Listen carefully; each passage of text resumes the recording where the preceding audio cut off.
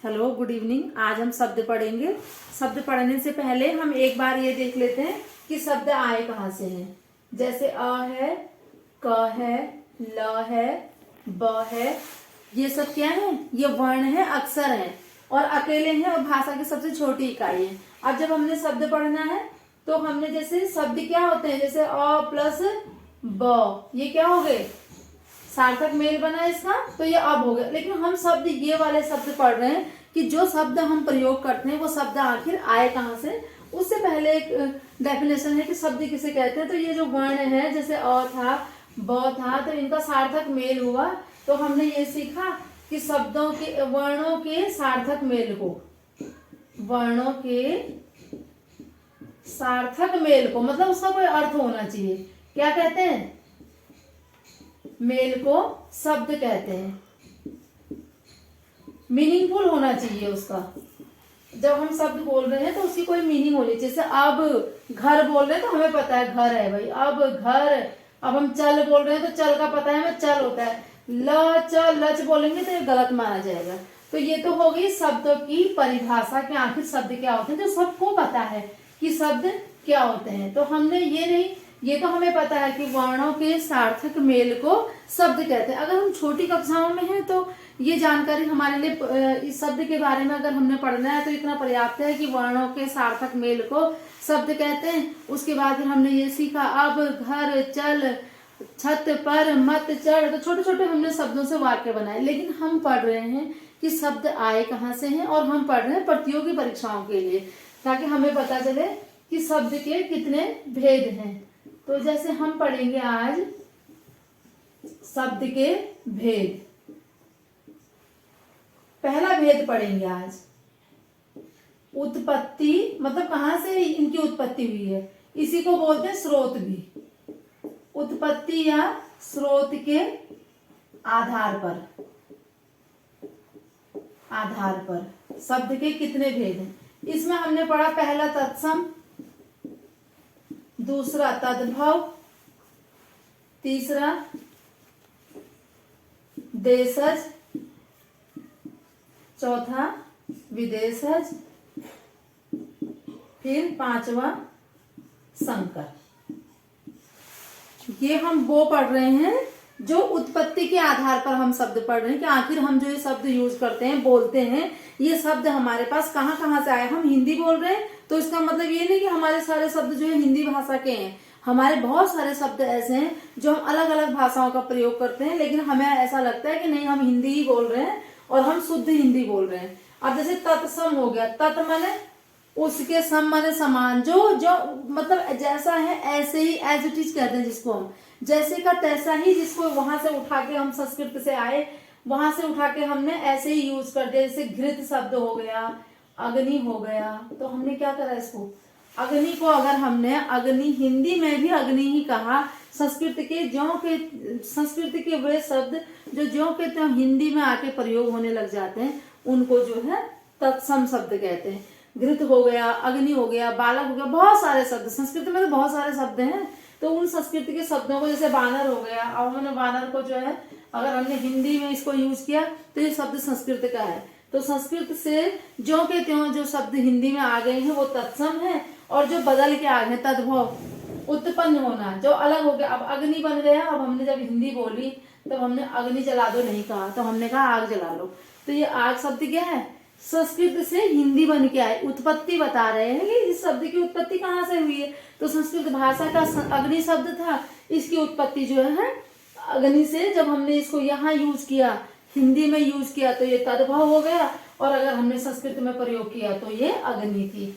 अब हो गया देशज। देशज माने देश में जन्मा। जैसे जलज कहते हैं, जलज जो है पर्यायवाची किसका है, कमल का पर्यायवाची। कैसे, जल में उत्पन्न हुआ, ज माने उत्पन्न, जो हमारे देश में ही उत्पन्न हुआ है, अन्य जगह से नहीं। तो देशज शब्द वो होते हैं। जैसे लोटा हो गया, अलग अलग प्रांतों से आते हैं ये शब्द हमारे पास। लोटा हो गया, पगड़ी हो गई, ये तो बस एक और दो उदाहरण मात्र हैं। बहुत सारे शब्द हैं, इनके कोई ऐसी पर्टिकुलर ट्रिक नहीं है कि हम ऐसे याद कर लेंगे। इन शब्दों को हमें पढ़ना ही पड़ेगा कि आखिर कितने शब्द ऐसे हैं जो हमें अलग अलग क्षेत्रीय प्रभाव के कारण हमने उसको हिंदी भाषा में प्रयोग करना शुरू कर दिया है। हमें लगता है हम लोटा हिंदी शब्द बोल रहे हैं, पगड़ी हिंदी का बोल रहे हैं, लेकिन ये शब्द क्या है, हिंदी के ही, लेकिन अलग अलग जगह से, अलग अलग बोलियों से, उनके प्रभाव के कारण हमने इनको बोलना शुरू किया। ये देशज हो गया। अब चौथा है विदेशज। तो हमारे देश में कई आक्रांत आए, जैसे हूण आए, शक आए, कुषाण आए, पुर्तगाली आए, फारसी आए, अंग्रेज आए। तो उन्होंने जो हमारे देश पे राज किया, वो जितने साल भी यहाँ पे रहे, तो उनकी कुछ जो शब्द थे, उनकी जो भाषा थी, तो ये स्वाभाविक था कि उनकी भाषा भी यहाँ पे छूट जानी थी। तो जो शब्द उनकी भाषा से हमारी हिंदी में आए हैं, तो उनको हमने विदेशी कह, जैसे तुर्की हो गया।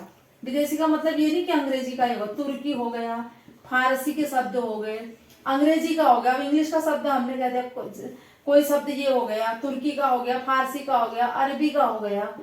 सारी भाषाओं, अलग अलग भाषाओं से जो शब्द आए हैं, जैसे कॉलेज है, विदेशी है, ठीक है, स्कूल है, विदेशी शब्द है। हिंदी में तो विद्यालय होता है और हम बोलते हैं हम स्कूल जा रहे हैं। तो जो अलग विदेशी मतलब अलग अलग देशों से, अलग अलग जगहों से, अलग देशों से जो शब्द हमने यूज करने शुरू कर दिए, वो विदेशी हो गए। अब संकर शब्द का मतलब है कि मेल से, दो अलग अलग भाषाओं से, एक दूसरी भाषा का और एक दूसरी भाषा का, उससे जो शब्द बनता है उसे क्या कहते हैं?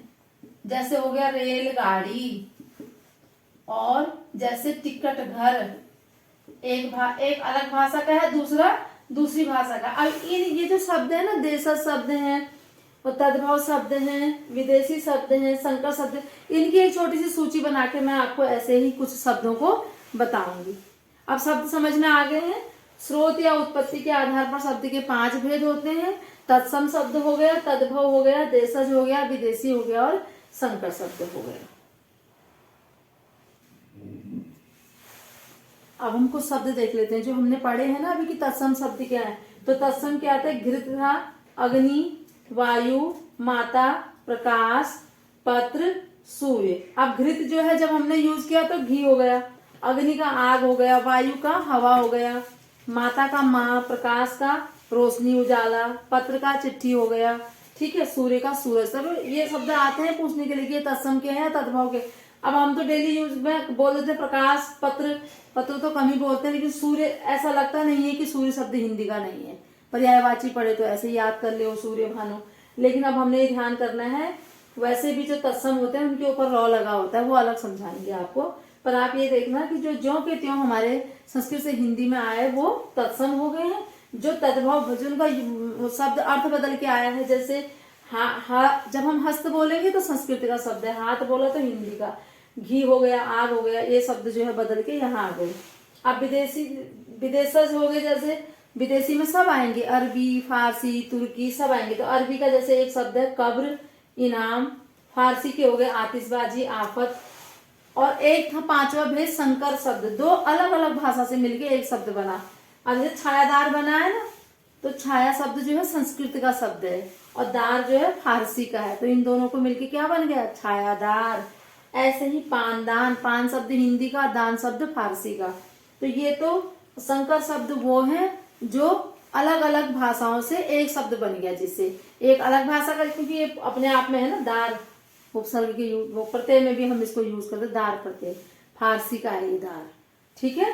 तो ये हो गए उत्पत्ति या स्रोत के आधार पर शब्दों के 5 भेद होते हैं। तत्सम होता है, तद्भव होता है, देशज होता है, विदेशज होता है और संकर होता है। अब नेक्स्ट वीडियो में हम पढ़ेंगे रचना या बनावट के आधार पर शब्दों के भेद।